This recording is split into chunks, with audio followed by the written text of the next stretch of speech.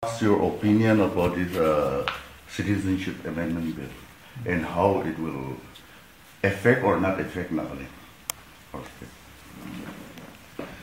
I have been telling from the very beginning, if Nagaland has to preserve its identity, the government has to be very careful regarding immigrants from Bangladesh. You should remember that the leaders of the Naga National Council, during partition, 9 lakhs refugees were supposed to be placed in Dimapur. But those elders, they went down there that we cannot accept any refugees because this will swamp up our population. So they retreated from Dimapur. And that has saved Nagaland. Because Nagaland population at that point of time was hardly 3 lakhs. Tripura has lost to immigrants from Bangladesh. So we might have faced the same fate in Nagaland also, Naga Hills also. But our leaders of yesterday years, they were foresighted and farsighted also. Because of that, today, we are remaining as a Naga people. That's number one. Secondly, when we have drafted 60-point memorandum, we have taken care that outsiders should not be allowed to settle here. And therefore, we have mentioned that the inner land regulation should remain. Of course, it doesn't necessarily given power to Nagaland on this citizenship issue. So that was one of the objectives, that we should not allow outsiders to just enter Nagaland, whether it is for business or otherwise. Otherwise, they may exploit us. So that is also one of the points, to take preventive measures. Thirdly, we thought that unless we preserve our land and resources, then capitalists may exploit us in matters of minerals and other commercial activities. That is the reason why we have mentioned very clearly under Article 371A about land and resources. Not only that, if we mingle too much with outsiders, that may destroy our social and religious practices. So it requires safeguards. That's why we have made it one of the points of the 16-point agreement. And not only that, we have our own customary laws.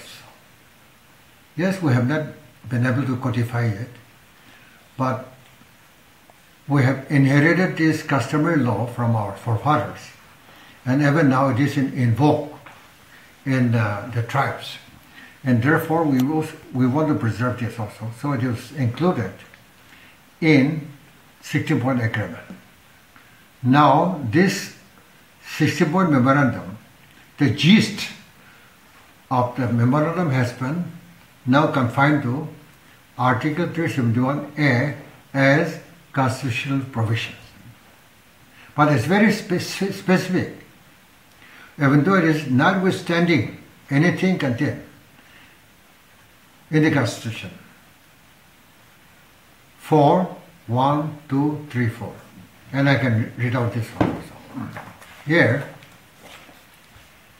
notwithstanding anything in this Constitution, no act of Parliament in respect of religious or social practices of the Nagas, Naga customary law and procedure, administrative or civil and criminal justice involving decision according to Nagaland customary law. Lastly, and most important thing, ownership and transfer of land and resources. These are very specific, and therefore it will be wrong to presume that this can prevent this amendment to this Citizen Act. I think Government of Nagaland has declared that this can prevent, but I don't think 371A is specific subjects, for subjects, and citizenship is quite different. That's also one. Inner line also cannot prevent or supersede Citizenship Amendment Act, because inner line is only to prevent foreigners to enter into the land either for business or otherwise. Otherwise, it is not for settlement. And therefore, it will be wrong on the part of the government to say that Article 371A safeguards our interest vis-a-vis amendment to the Citizen Act. So I think we should oppose it tooth and nail, because we don't allow outside forces or outside elements to overwhelm the entire state. And my personal view is that Nagaland should come out with clear stand on this very important, crucial issue that may jeopardize the future of our people also.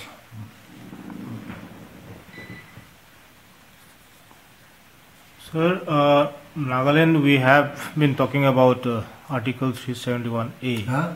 We have been talking about Article 371A in Nagaland in respect to citizenship bill.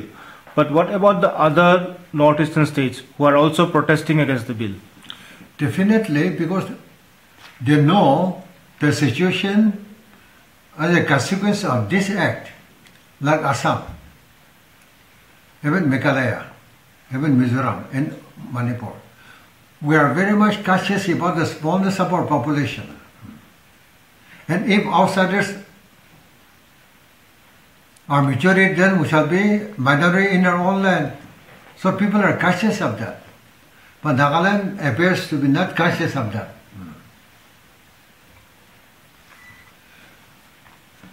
You can take this about Article 371A, especially land and resources. I have given my observation because as one of the members of the committees. You take it and you can go through and then make your observation. So, sir, this Village Council Act also doesn't come into the picture regarding protection, safeguarding Nagaland from this citizenship bill, because the present government has even cited this Village Council Act and all. I don't know who has advised them that we are free from this.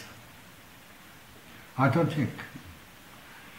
Neither the inner line nor 371A will be able to prevent this amendment to the Secession Act. And Home Minister made it very clear in his statement that once resettlement or of those people coming from Bangladesh, from Afghanistan, they will be placed anywhere in the country, they said. He also said.